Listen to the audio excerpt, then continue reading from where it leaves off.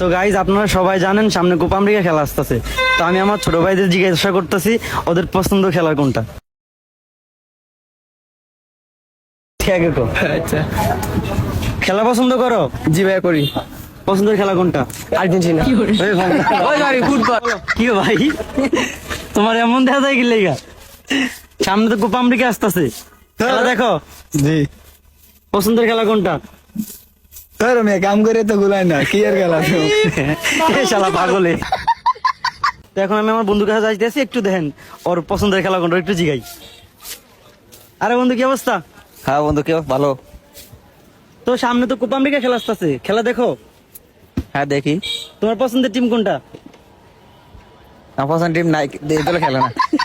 হ্যাঁ কি বলো, মানুষের তো শখের দিয়ে একটা প্লেয়ার থাকে বা পছন্দের একটা টিম থাকে, বলো। রোনাল্ডো। রোনাল্ডো।